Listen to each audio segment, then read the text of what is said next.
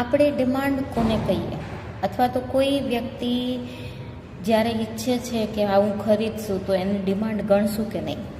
તો અર્થશાસ્ત્રની વ્યાખ્યા કંઈક આ રીતે છે કે કોઈ પણ વ્યક્તિ કોઈ પણ સમય અને કિંમતે અગર કોઈ વસ્તુ ખરીદવાની ઈચ્છા, શક્તિ અને તૈયારી દેખાડે તો એ બની જાય માંગ, એટલે કે તો એ પરિવર્તન થઈ જાય ડિમાન્ડમાં.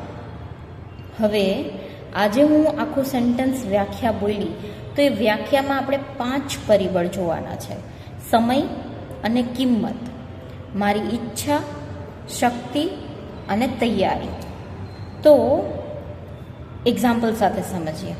એમાં આપણે એક્ઝામ્પલ લઈએ તો સમય એટલે આજ, કિંમત તો આઈફોનની કિંમત લઈ લઈએ કે ભાઈ આઈફોન છે 1 લાખનો ફોર એક્ઝામ્પલ. સો સમય આજ, કિંમત 1 લાખ, ઈચ્છા યસ મારી પાસે ઈચ્છા છે, મારે લેવો છે, બરાબર, તૈયારી પણ છે, હમણાં જ લઈ લઉં, પણ શક્તિ મતલબ કે પૈસા નથી. તો 5 પરિબળમાંથી શક્તિ મારી પાસે નથી. તો શું મારી આ ઈચ્છાને આપણે એમ કહેશું કે ડિમાન્ડ છે એક ફોનની મારા તરફથી? નહીં. તો એ ડિમાન્ડ કહેવાય નહીં.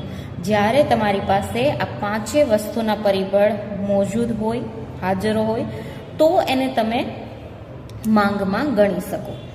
કયા 5 પરિબળ? ફરીથી જોઈએ: સમય અને કિંમત, ઈચ્છા, શક્તિ અને તૈયારી. બીજી રીતે જોઈએ, મારી પાસે પૈસા છે પણ મારી પાસે ઓલરેડી એક ફોન છે, તો હું ઈચ્છું છું કે મારે આઈફોન લેવો છે આ સમયે, કિંમત પણ બરાબર છે, પૈસા પણ છે, પણ તૈયારી નથી, હમણાં નહીં, હજી ફોન ચાલે છે, ફોન પછી થોડા ટાઈમ પછી લઈશ. તો એ મારી ઈચ્છા માંગમાં પરિવર્તન નહીં થાય. હવે હજી એક ઉદાહરણથી સમજીએ. ફોર એક્ઝામ્પલ, તમારી પાસે 30 રૂપીસ છે, 30 રૂપિયા છે. તમે માર્કેટમાં જાઓ છો, અથવા તો મમ્મી તમને 30 રૂપિયા આપે છે અઠવાડિયામાં વાપરવા માટે.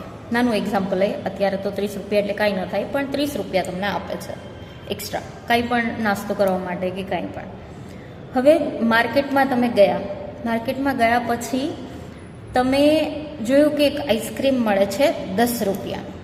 તો હવે તમે શું કરશો? 10 રૂપિયાનો આઈસ્ક્રીમ લેશો. કેટલી વાર લઈ શકશો? 3 વાર, કારણ કે તમારી પાસે 3 વારના પૈસા છે. સમય, કિંમત બધું બરાબર છે, તમને ખાવાની ઈચ્છા પણ છે, તૈયારી પણ છે ને તમારી પાસે પૈસા પણ છે. તો તમારી પાસે 30 રૂપિયા છે એટલે આઈસ્ક્રીમની ડિમાન્ડ, માંગ કેટલી થઈ ગઈ? 3 આઈસ્ક્રીમની. અઠવાડિયું તમે આવી રીતે એક અઠવાડિયામાં 3 વખત આઈસ્ક્રીમ તમે ખાઈ શક્યા. બીજા અઠવાડિયામાં, એમ મહિના દી સુધી ચાલ્યું. મહિના પછી અચાનક એ આઈસ્ક્રીમનો ભાવ વધીને 20ની બદલે કેટલો થઈ ગયો? 30 રૂપીસ. આઈ મીન 10ની બદલે આપણે 20 લઈએ. ચલો કે 10 રૂપિયાનો આઈસ્ક્રીમ કેટલાનો થઈ ગયો? 20નો.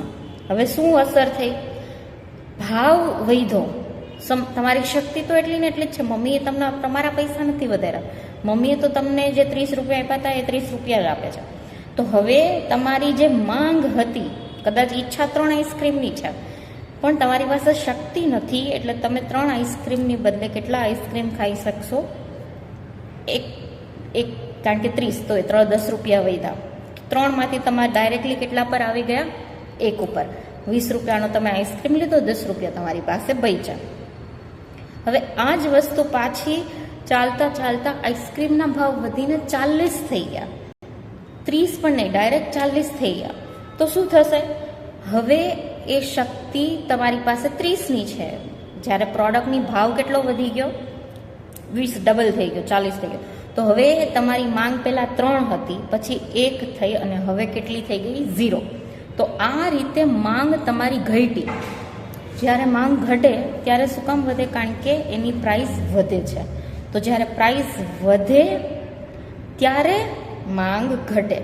તો ભાવ, વસ્તુનો ભાવ એટલે કે કિંમત, વસ્તુની કિંમત અને વસ્તુની માંગ, આ બંને વચ્ચે રિવર્સ સંબંધ છે, એટલે આપણે વિરોધમાં સંબંધ હાલે છે. અગર કોઈ પણ વસ્તુનો ભાવ વધશે તો માર્કેટમાં એની ડિમાન્ડ ઘટશે, અને આ જ જે રિલેશન છે, આ જે સંબંધ છે, એ સંબંધને જ આપણે કહીએ છીએ માંગનો નિયમ. હવે નિયમ છે તો નિયમના ઘણા એક્સેપ્શન્સ બી હોય, એવા પરિબળ હોય કે જ્યારે આ નિયમ લાગુ પડતો નથી, જે આપણે કન્ટિન્યુ કરશું નેક્સ્ટ લેક્ચરમાં. આજે આપણે ખાલી સમજવાનું છે માંગ અને માંગના નિયમ. સો માંગનો નિયમ એ જ છે કે જ્યારે આપણે થોડા પરિબળને એમ માનશું કે એ બદલતા નથી, જે આપણે જોશું આગળ કે કયા પરિબળ છે જ્યારે ભાવ વધશે તોય તમારી માંગ એટલી ને એટલી જ રહેશે. પણ નોર્મલ રિલેશન એ છે કે જ્યારે ભાવ વધશે તો માંગ ઘટશે, અને એ જ ભાવ ઘટશે તો માંગ પાછી વધશે. તો બંને વચ્ચે વિરુદ્ધમાં રિલેશન છે. ઓકે.